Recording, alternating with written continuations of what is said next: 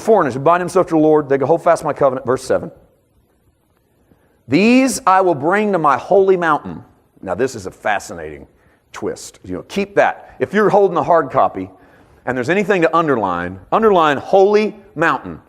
And get ready to run you a little arrow out to your margin to make you a New Testament reference. So that whenever you're studying this passage in the future, you can run yourself up to the New Testament. You can see how the New Testament writers treated this verse. I will bring you to my holy mountain. I will give them joy in my house of prayer. Their burnt offerings and their sacrifices will be accepted on my altar, for my house will be called a house of prayer for all nations. In case this looks familiar, it should. All four Gospels tell us the same story. Jesus is coming into Jerusalem and he enters the court of the Gentiles, which was the largest part on the outside of the temple. And the court of the Gentiles is paved stone area in which non-Jews could come in and pray. That's amazing. Non-Jews. Sounds a whole lot like Isaiah 56. Foreigners and emasculated and strangers could come in and pray. They could even offer a sacrifice. They could buy a lamb and the priest would go on into the Jewish temple and offer a sacrifice on their behalf. In case you thought, boy, I just want to get the attention of God as a Jew. A Roman soldier could walk into the court of the Gentiles and buy a lamb and go in. So Jesus comes in and they have so desecrated the court of the Gentiles that the Gentiles don't have a silent place to pray anymore. It's this loud, bustling place where they're selling sheep and goats and they're exchanging money. And Jesus comes in and he sees these, no doubt, I can see this in my spirit. Jesus comes in and he sees a couple of Gentiles. They're over in the corner and they're trying to find a silent place to pray and they can't find it. Because everywhere they go, they get bumped up against by somebody trying to sell a sheep and turtle doves, and somebody's trying to exchange their money. And Jesus is so perturbed because they cannot find a silent place to get alone with God. And so Jesus takes a whip and starts knocking tables over. You remember this story. We dealt with this on a Wednesday night very recently. And Jesus starts knocking tables over and goes, you guys have made what is supposed to be a house of prayer into a den of thieves. For as it is written, my house is a house of prayer for all nations. Jesus quotes that in Mark. Now where did Jesus get that? Isaiah 56:7. I'm going to bring them give them joy in the house of prayer. Their burnt offerings and their sacrifices will be accepted on my altar. For my house will be called a house of prayer for who? All nations. Sounds like a whosoever to me.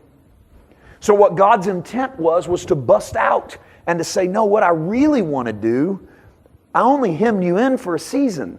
But what I really want to do is not hem you in. I don't want to be exclusive. I want to be inclusive. I love that phrase, holy mountain. Let's get one more verse in before we go jump that reference. The sovereign Lord declares, Isaiah 56:8, he who gathers the exiles of Israel, I will gather still others to them besides those already gathered. What a prophecy. There's you, America.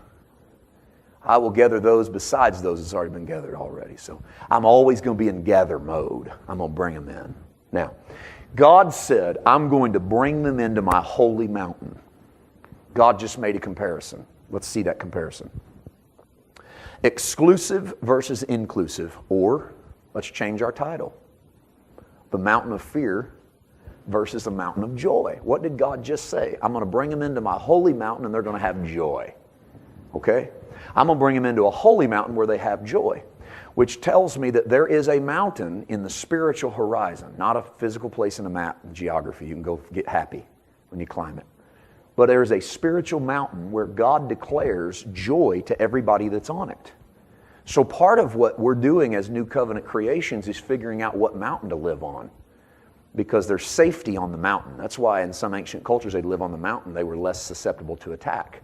And a lot of times they felt like they could find God on a mountain. You remember when Jesus in John 4 is talking to the Samaritan woman at the well, and she says, we Samaritans worship on Mount Gerizim, but you Jews worship in Jerusalem, Mount Zion? What was the big deal? Who cares? Because in the ancient world, what mountain you worshiped on made a big difference as to what God you served. And so when the New Covenant writers begin to write, they're taking into account that thought that we have a mountain. What did the Jews revolve their life around? The law. Where was the law given? Mount Sinai. Did you notice it came off of a mountain? And so the Jews had received their law on a mountain. And now Jerusalem is at this peak, Zion. And so the authors of the New Testament begin to refer to that as a mountain as well. So whereas we titled this exclusive law, inclusive grace. So I put up on your screen exclusive versus inclusive. That's obvious. One kicks people out, one brings people in. So let's compare it to a mountain, because that's what the text does. Mountain of fear versus mountain of joy. To do that, go to Hebrews. Watch the writer of Hebrews say this in Hebrews 12:18. Watch what you have not come to. Okay? Now, first of all, before we read it, who's it written to? Jews, Hebrews. Now, you're not a Jew, so this is the first verse might not mean as much to you because you're not a Jew that thinks you're at Sinai. But just in case you're confused on how you ought to govern yourself, law or grace, then read it the same way a Hebrew that's come to Christ might read it. Verse 18, you have not come. You have not come. And if you're an underliner, please underline the word not. Because I want you to see that everything that's coming up is not yours. It doesn't belong in your consciousness. It doesn't belong in your spirit. You have not come to a mountain that can be touched. Well, there's your first clue. Everything about your experience with Christ is spiritual. It's not just something you can touch. You have not come to a mountain you can touch that is burning with fire to darkness, gloom, and storm. 19. To a trumpet blast, or to such a voice speaking words that those who heard it begged that no further word be spoken to them. Time out. I remember in my Pentecostal days, and I'm not saying this as a kick against Pentecostal charismatics. I still consider myself spirit-filled, operating in the gifts, and so if that makes me Pentecostal or charismatic, then sign me up. But based upon the way that I understood it when I came in, gosh, I heard a lot about trumpet blast. Trumpet blast was big. If you even went into a church that had one, they'd get up and blow it somewhere in the middle of the service. And it was always sound an alarm. Call a solemn assembly. Sound an alarm. God's people are under attack. This world's going to hell in a handbasket. Sound the trumpet. And it is interesting to me that the writer of Hebrews said, at this other mountain, you're always going to hear about trumpet blasts. And when I read that, I go, wow, what was it about? And again, I'm not against trumpets. And I'm not against the Pentecostal experience at all. But this idea that we should always be warned. We were always running to battle. We're always pick up your swords, blast a trumpet, get out there and fight. And the author of Hebrews says you haven't come to a mountain that has smoke and blackness and fire and can be touched. You haven't even come to a trumpet blast. Now, to a Jew, what was a trumpet blast? Warning. Get your sword sharp. Get your shield on. Go. Blast the trumpet. Sound an alarm. The whole Old Testament was sound an alarm. Blast the trumpet. Sound an alarm in Zion. Lift up the trumpet. And the apostle that writes Hebrews says, forget that stuff. You don't have to worry about going to war anymore. You're not at a war mountain. To a voice speaking words that those that heard it begged no further word be spoken to them. So you don't ever have to fear the voice of God anymore. Because are you at this mountain? No. What word were you supposed to underline? Not. You are not at this mountain. You are not at this mountain. 20. Because they could not bear what was commanded.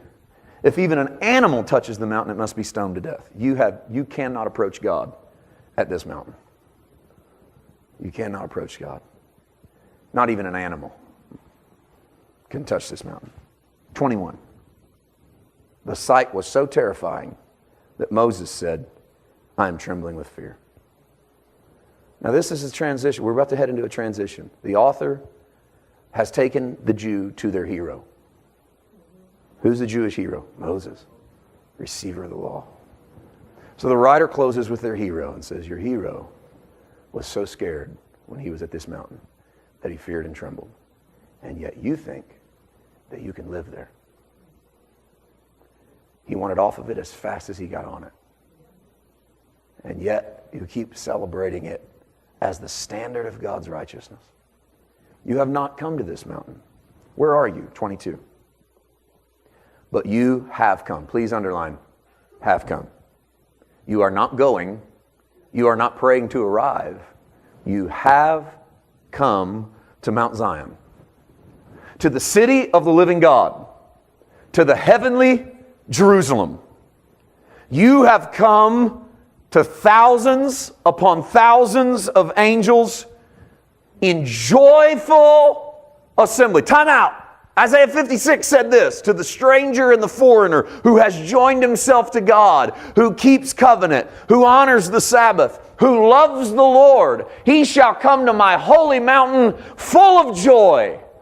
It sounds like in Isaiah, God is introducing us to an inclusive grace. To everybody is going to be allowed in that wants in.